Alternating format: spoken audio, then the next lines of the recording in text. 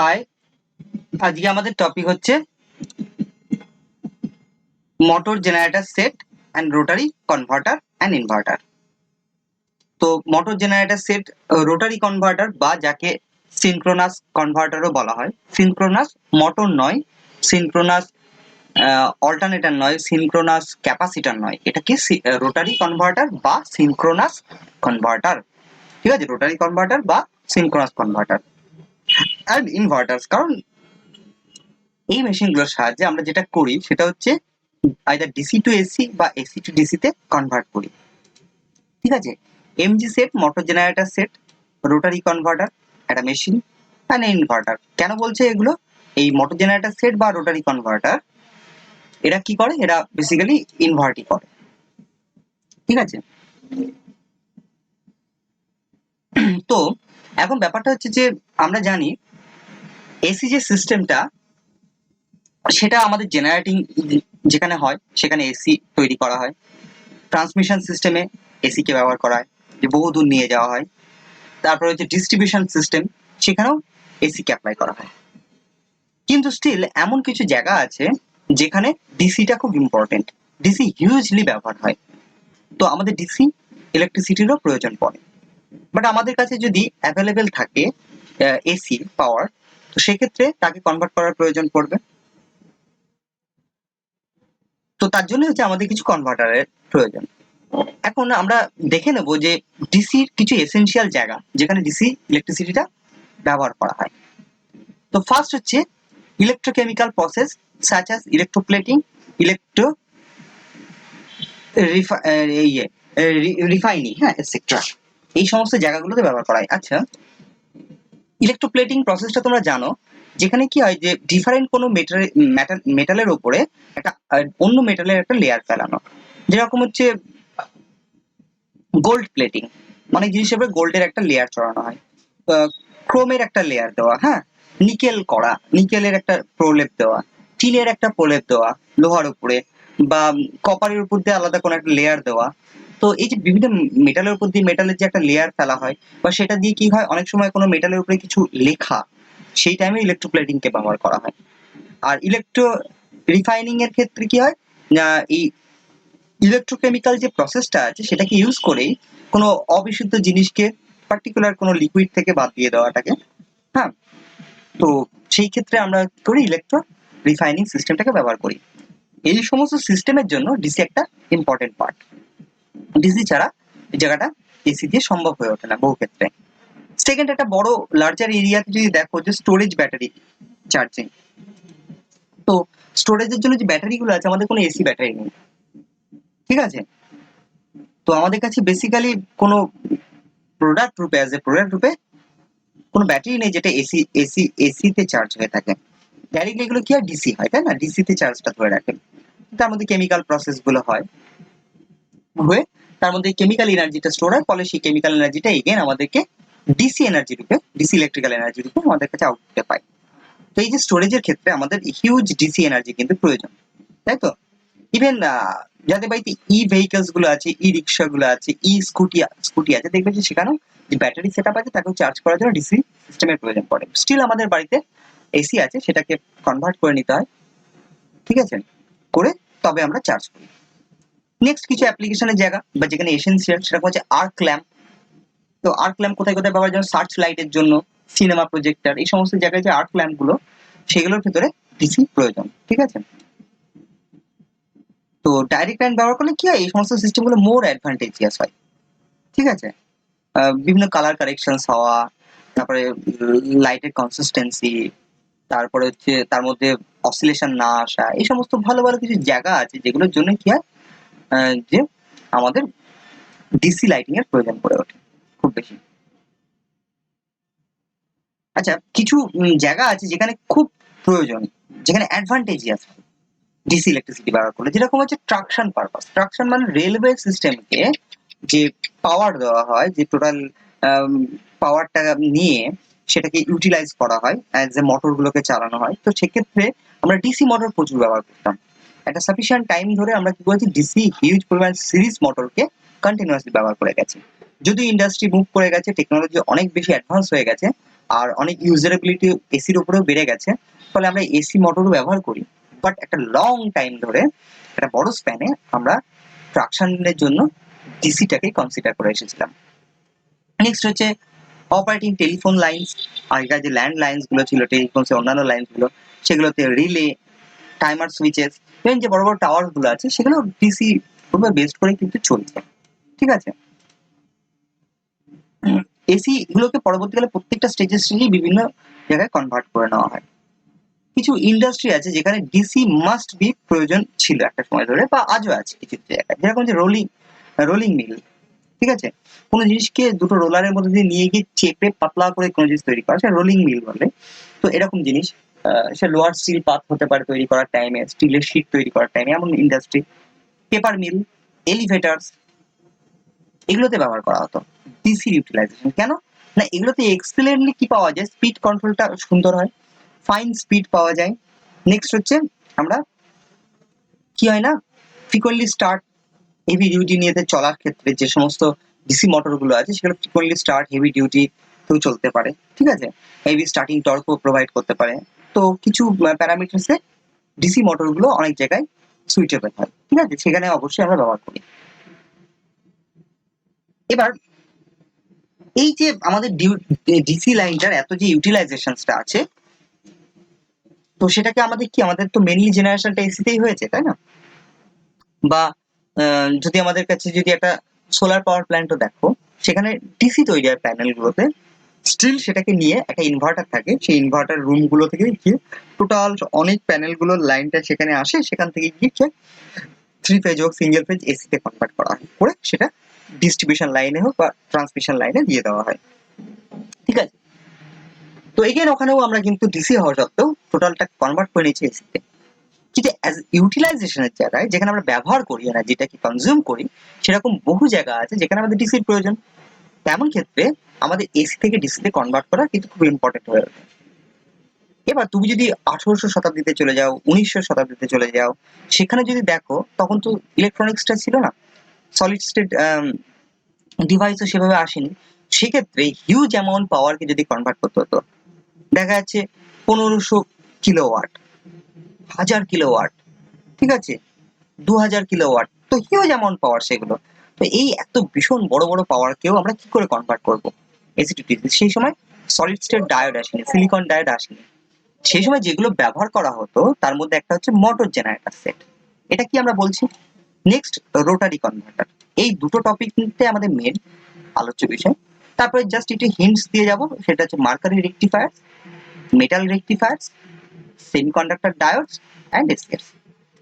তো এখানে এই দুটো পোর্শন খুব ইম্পর্টেন্ট, মোটর জেনারেটর সেট আর রোটারি কনভার্টার। এটা একটা ভেরি ওল্ড টেকনোলজি, প্রচুর ব্যবহার হয়েছে আগেকার দিনে, বাট আজকের দিনে হয়তো ইউটিলাইজেশনটা ভীষণ পরিমাণ কমে গেছে।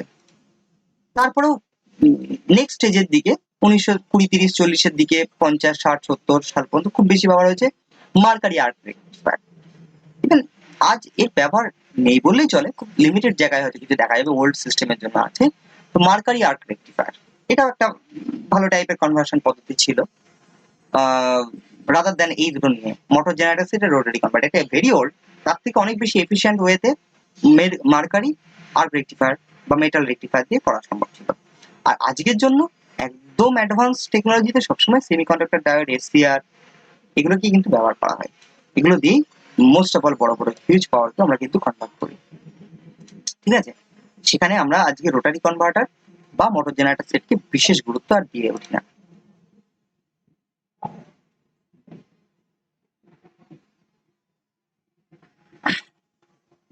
তো আমাদের বইটা যেহেতু আপডেটেড সিস্টেমের উপরে সেইভাবে চলে না, তো এখানে কিন্তু আমাদের কাছে এখনো ইম্পর্টেন্স হচ্ছে মোটর জেনারেটর সেট আর হচ্ছে রোটারি কনভার্টার।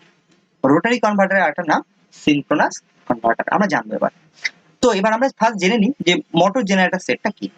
এটা কিছুই না, এটা ধরো একটা থ্রি ফেজ মোটর আছে, তার সঙ্গে শ্যাফটের সঙ্গে কাপল করা হয়েছে কাপলার দিয়ে অন্য একটা ডিসি জেনারেটরকে। ডিসি জেনারেটর আইদার সেটা শান্ট টাইপ হতে পারে, অ্যাপ্লিকেশন অনুসারে সিরিজও হতে পারে, আর মোস্ট অফ অল সুইটেবল হচ্ছে কম্পাউন্ড জেনারেটর। শান্ট বা কম্পাউন্ড জেনারেটরে সবচেয়ে বেশি ব্যবহার করা হয়। তাহলে শুরুতে আছে আমাদের হচ্ছে একটা মেশিন হচ্ছে 3 ফেজ এসি মোটর, কনস্ট্যান্ট স্পিডে চলতে পারে এমন একটা মোটর, বা লোড সামান্য লোডের ভেরিয়েশন হলো, যা স্পিডটা ফল করে না সহজে, এমন একটা motor AC 3 phase motor. Single phase system বানাতে চাইলে সিঙ্গেল ফেজ এসি মোটর ব্যবহার করব। আর তারপরেই তার সঙ্গে কাপল করা আছে হচ্ছে ডিসি জেনারেটর। এখানে দুটো ইউনিটকে একসঙ্গে কানেক্ট করা হয়েছে, ঠিক আছে? এখানে কিন্তু একটা সেপারেট ইউনিট না, এটা একটা দুটো ইউনিট একসঙ্গে। তো এইরকম একটা সিস্টেম যেখানে এসি মোটরকে কি করা হয়, সাপ্লাই দেওয়া হয়, ফলে এসি মোটর ইলেকট্রিক্যাল এনার্জিটা এসি সাপ্লাই থেকে নেয়, নিয়ে সেটা মেকানিক্যাল এনার্জিতে কনভার্ট করে। মেকানিক্যাল এনার্জিটা শ্যাফট দিয়ে বেরিয়ে সেটা কি হয়, জেনারেটরের শ্যাফটে ঢোকে, ডিসি জেনারেটর। আর ডিসি জেনারেটরের শ্যাফটের মধ্যে দিয়ে সেই মেকানিক্যাল এনার্জিটা কি হয়, আর্মেচারের ভিতরে ইলেকট্রিক্যাল এনার্জি কনভার্ট হয়। এগেন ডিসি জেনারেটরের আর্মেচারের ভেতরেও এসি তৈরি হয়, কিন্তু যেহেতু কমিউটেটর সেগমেন্ট আছে, কমিউটেটর সেট আছে, কার্বন ব্রাশ কমিউটেটর, এই অ্যারেঞ্জমেন্টটা কি করে, ওই তৈরি হওয়া ভেতরে এসিটাকেও ডিসিতে কনভার্ট করে দেয়, করে আমরা ফাইনালি ডিসিটা আউটপুট পাই এবং সেটাকে আমরা পরে ইউটিলাইজ করবো। এরকম একটা সিস্টেমে কিছু অ্যাডভান্টেজ আছে, যেরকম the DC output voltage is practically constant, ঠিক আছে? ডিসি আউটপুট ভোল্টেজটা কনস্ট্যান্ট থাকে। The AC output voltage is not affected by the change in AC supply.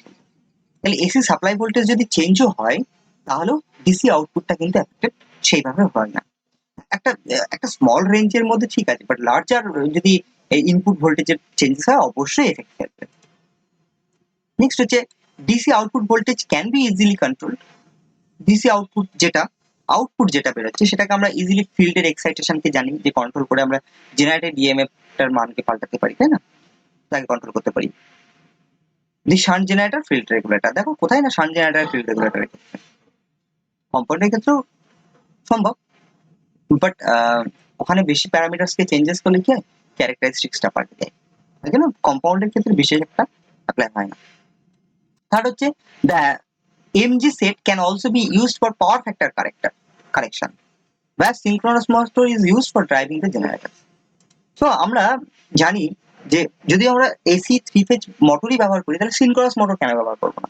Synchronous motor constant স্পিডে চলে, তাহলে সিনক্রোনাস মোটর নিলাম, তাতে এসি সাপ্লাই দেওয়া হয়েছে, সিনক্রোনাস মোটর চলছে, আর তার সঙ্গে কানেক্ট করা হয়েছে হচ্ছে আমাদের ডিসি জেনারেটরটা।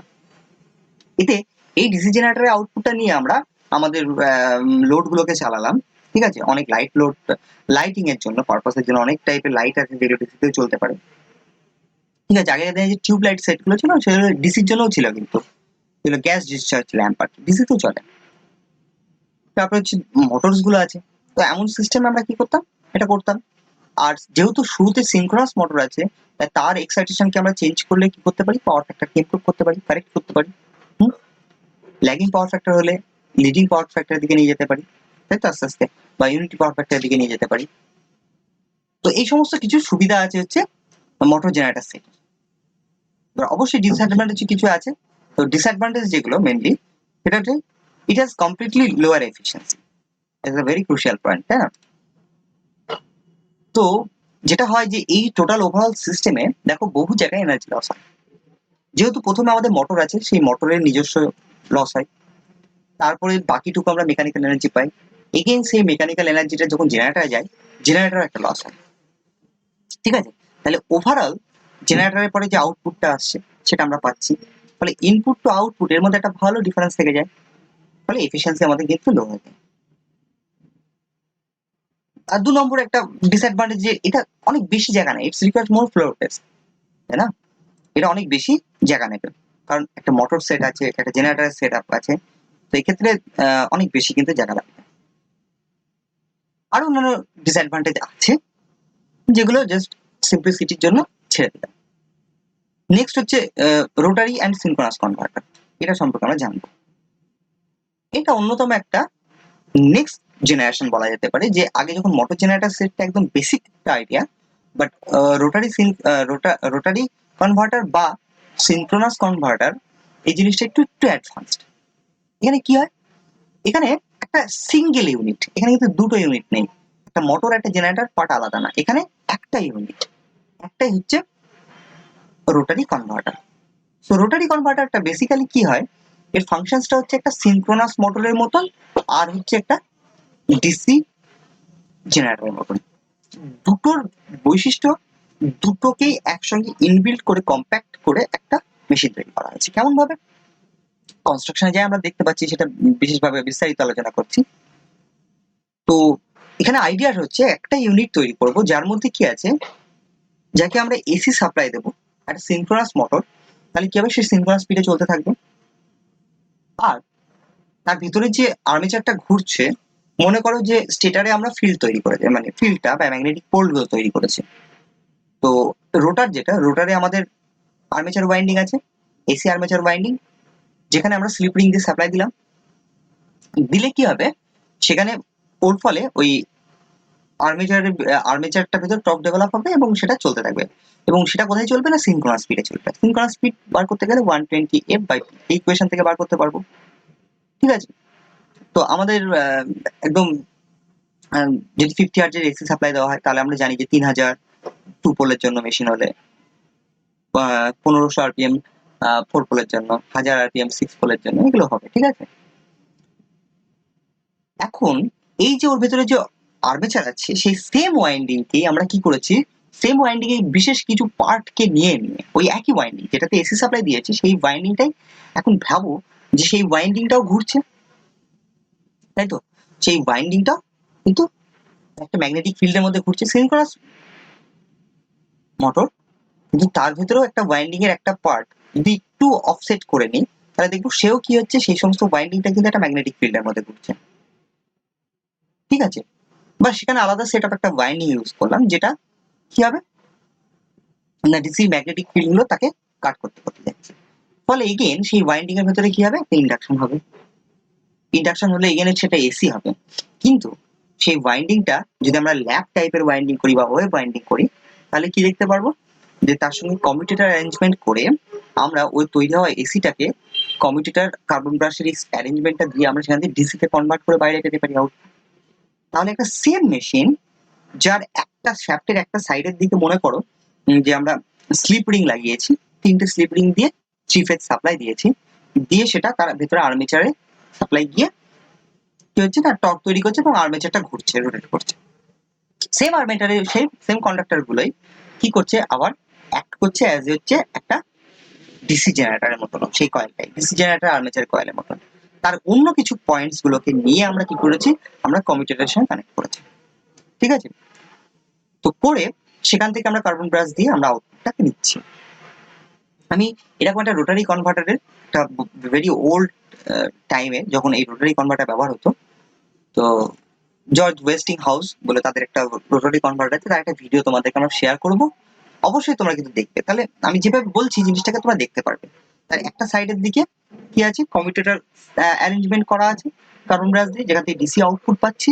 আর অন্য একটা সাইডে আর্মেচার রোটেটিং আর্মেচারে কি করা হচ্ছে, অন্য একটা সাইড দিয়ে শ্যাফটের অপোজিট দিক দিয়ে আমরা কি করছি, স্লিপ রিং লাগিয়ে রেখেছি, সেখান দিয়ে এসিটাকে সাপ্লাই দিচ্ছি। ফলে ইনপুটে এসি দেওয়া হচ্ছে আর আউটপুট পাচ্ছে হচ্ছে ডিসি সাপ্লাই।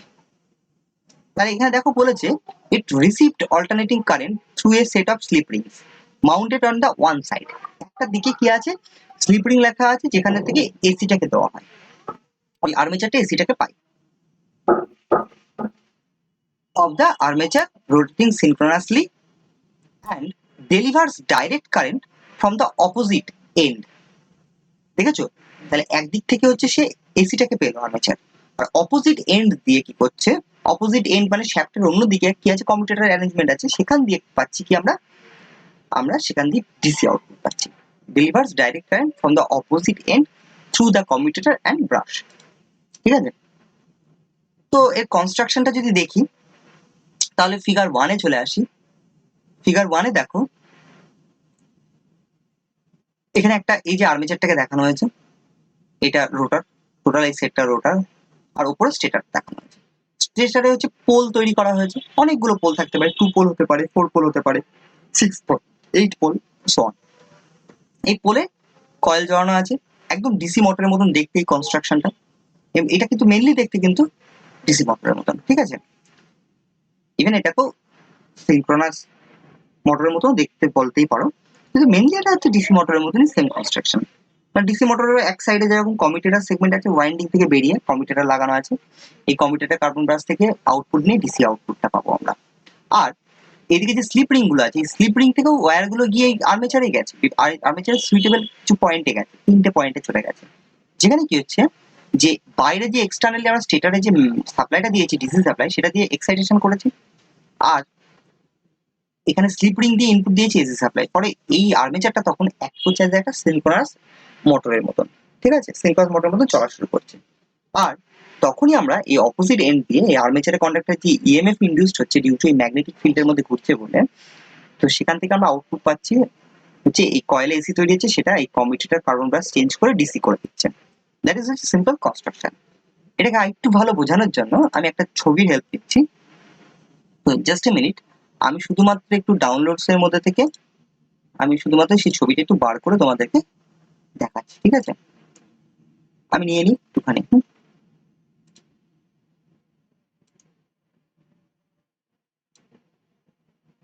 ওকে, এটা একটা হিউজ সাইজ হয়ে গেছে, একটুখানি ওয়েট করো পেশেন্টের সঙ্গে, আমি এটাকে অ্যাডজাস্ট করে নিচ্ছি।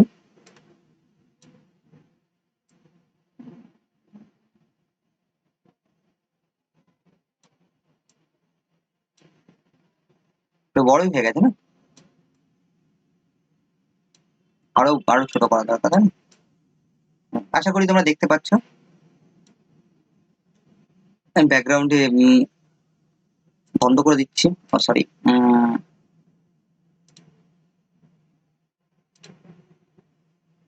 তো এখানে দেখো, তোমাদের ফিগারে দেখতে পাচ্ছ যে এখানে একটা দেখানো হয়েছে যে দুটো পোল আলা একটা অ্যারেঞ্জমেন্ট দেখানো হয়েছে।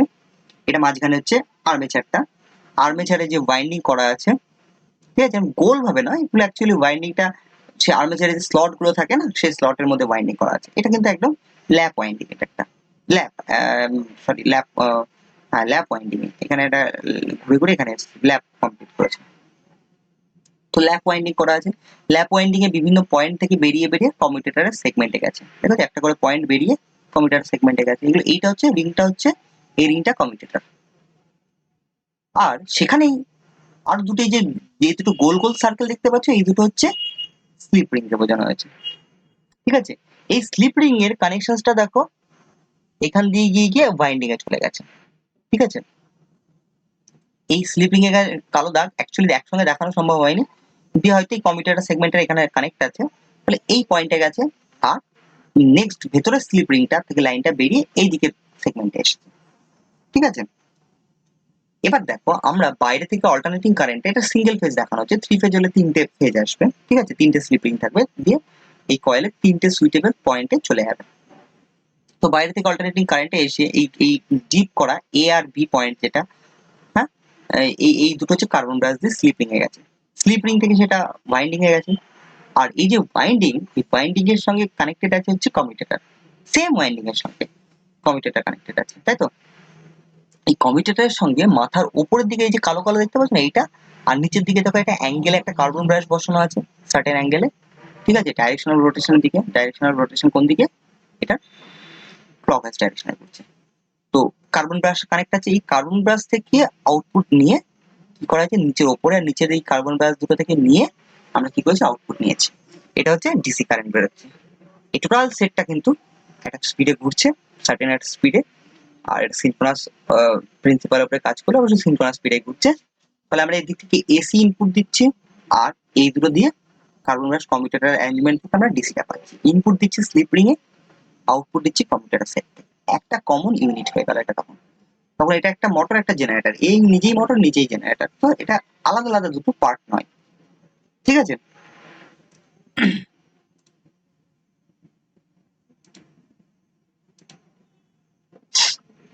তো আমরা এবার নেক্সট চলে আসি, ছবিটা তোমরা দেখলে। তো এটা হচ্ছে আমাদের রোটারি কনভার্টার, বা যাকে সিনক্রোনাস কনভার্টারও বলা হয়।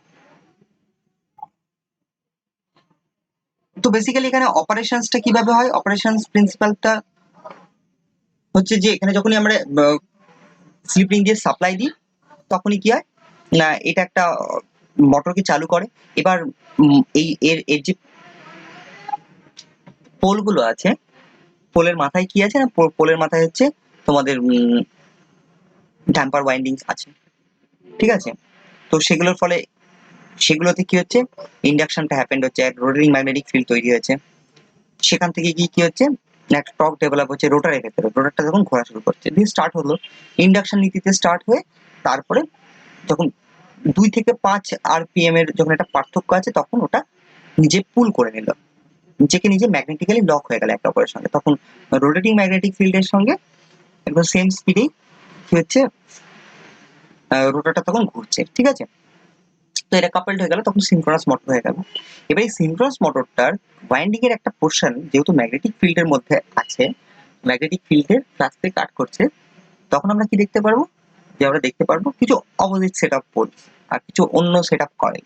সেখানে কি হচ্ছে, সেখানে হচ্ছে কি হবে না, একটা ইন্ডাকশন হবে। সেই কয়েলগুলোর থেকে আমরা কমিউটেটর আর কার্বন ব্রাশের থ্রু দিয়ে সেখান থেকে আমরা কি করছি, ডিসি করে বার করে নিচ্ছি, ঠিক আছে। তো এখানে আমরা যতগুলো পোল, নাম্বার অফ পোল ব্যবহার করব, ততগুলোই কি হবে, নাম্বার অফ পোলের সঙ্গে সমান হয়। একটা ছোট্ট জায়গা তোমাদেরকে আমি দেখিয়ে দিই এই সিস্টেমটা। দেখো বলছি, the rotary converter armature is mostly lap wound, ঠিক আছে, ল্যাপ ওয়াইন্ডিং হয় ডিসি মোটরের ক্ষেত্রে যে ওয়াইন্ডিংটা হয়।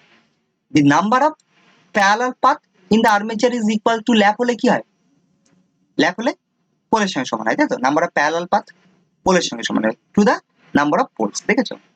Therefore, the number of equal potential point on the armature, তো প্যারালাল পাথ যখন তৈরি হচ্ছে, প্যারালাল পাথের যে দুটো প্যারালাল পাথ হয় সেক্ষেত্রে ওই একটা পয়েন্ট, প্যারালাল পাথের তো দুটো মাথা হবে, তো প্যারালাল পাথের যে শুরুর মাথা, নেক্সট প্যারালাল পাথেরও যে শুরুর মাথা, সেই দুটোর পোটেনশিয়াল সেম হবে না, ঠিক আছে। তো এই ক্ষেত্রে বলছে যে equal potential point, parallel path দুটো, তার অপোজিট মাথা অন্য প্যারালাল পাথের অপোজিট মাথা, সেই দুটো মাথারও পোটেনশিয়াল কি হবে, সেম হবে। তো সেক্ষেত্রে এই নাম্বার অফ যে পোটেনশিয়াল, এটাও equal to the number of pair of pole, পোলের জোড়ার উপরে নির্ভর করবে। তাহলে প্যারালাল পাথের নাম্বার পোলের উপরে নির্ভর করে, ইকুয়াল পোটেনশিয়াল পয়েন্ট হচ্ছে পেয়ার অফ পোলের উপরে নির্ভর করে। বলছে the number of tapping taken to each slip ring is therefore equal to the number of pair of pole. তাহলে স্লিপ রিং এর জন্য যে ট্যাপিং গুলো নেওয়া হয়, সেটাও কার উপর নির্ভর করে, ইকুয়াল পোটেনশিয়াল পয়েন্ট গুলো থেকে নিতে হবে, তাই তো।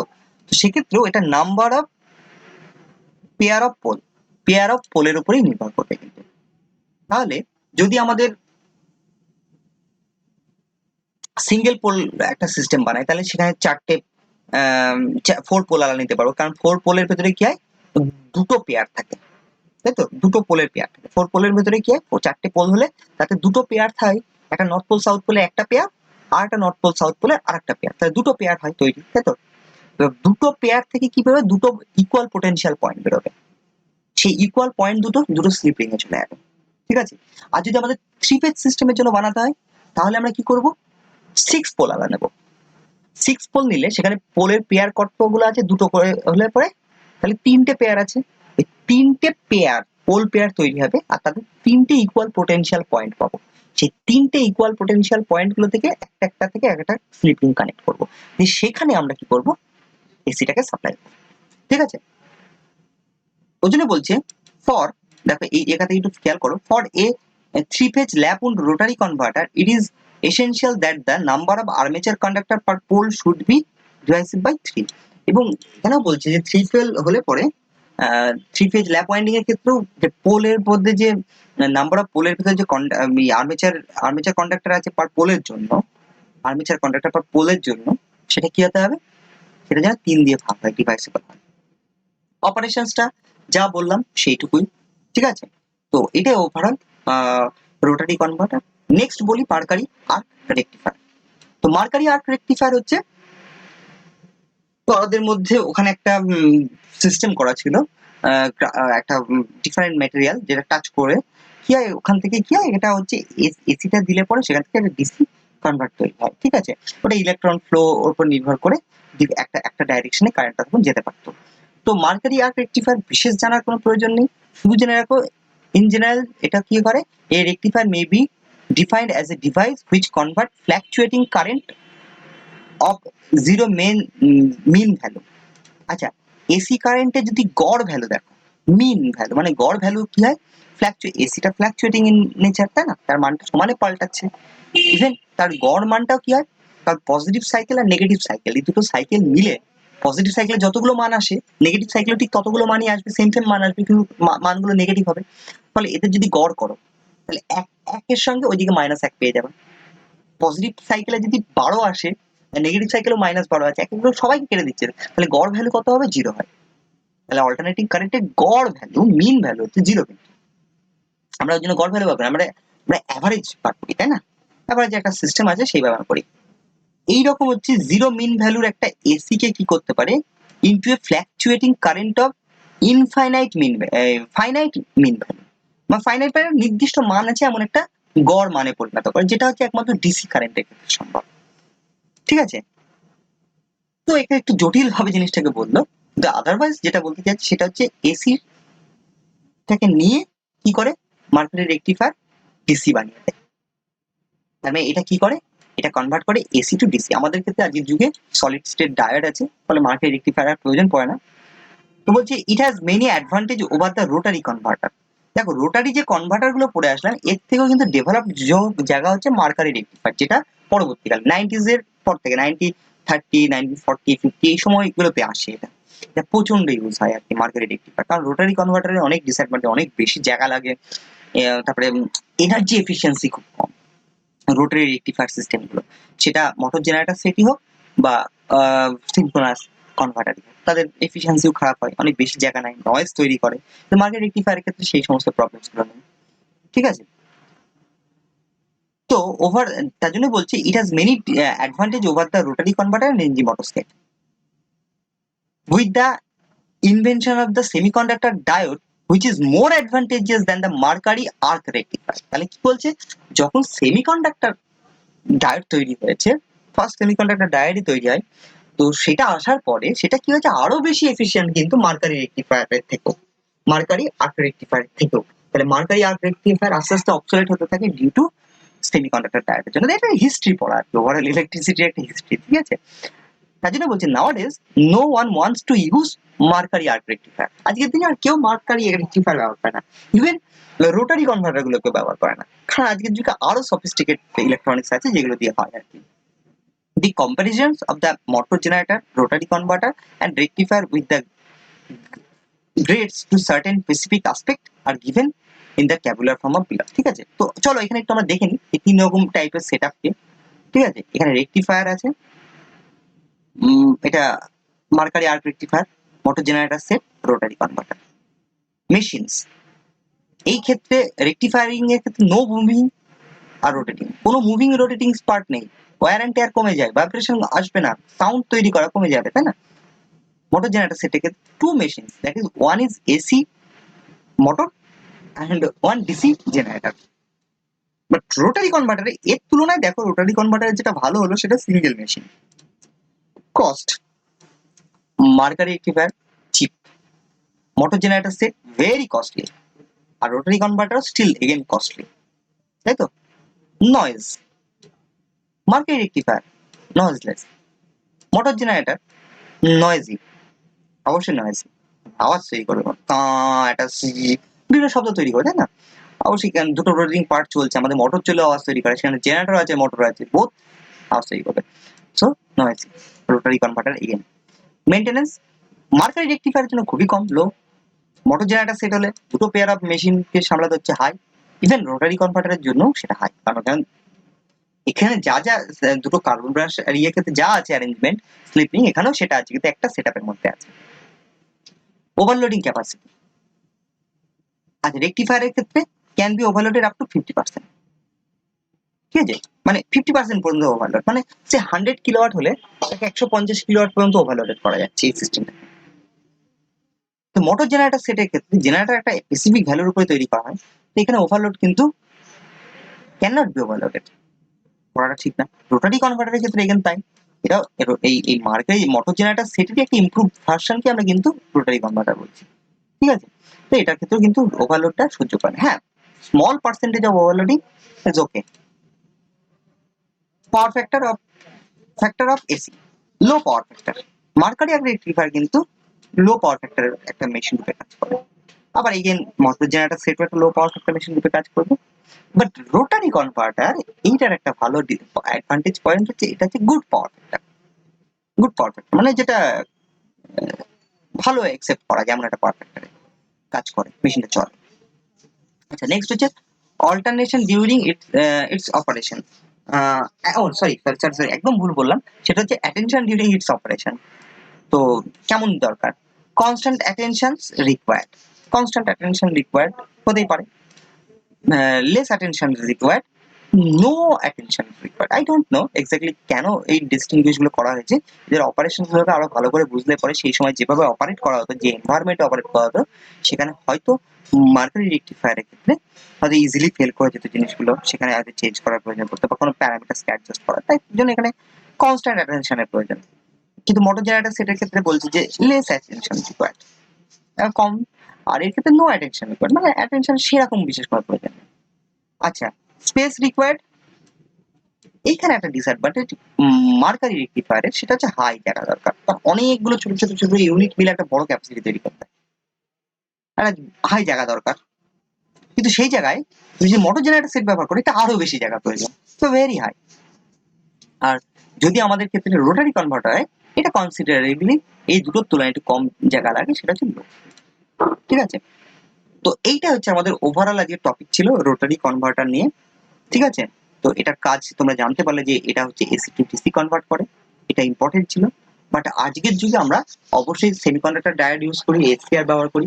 তো অনেক অ্যাডভান্স ইনভার্টার আছে আমাদের কাছে, ইলেকট্রনিক্স বেসড, মোর এফিশিয়েন্ট, লেস হিট জেনারেট করে, রিলায়েবিলিটি বেশি আছে, এমন সিস্টেম কিন্তু আমরা তৈরি করেছি। ফলে ওটা আমরা পরবর্তীকালে আরো জানবো, কিন্তু এটা হচ্ছে একটা বেসিক স্টেজ ছিল, যেটা করে বহু যুগ ধরে ইন্ডাস্ট্রি ফেট পেয়েছে আর হচ্ছে শহরায়ন হয়ে উঠেছে আস্তে আস্তে সব জায়গাতে। তো থ্যাংক ইউ আজকে ক্লাসের জন্য, আশা করি তোমরা বুঝতে পেরেছো।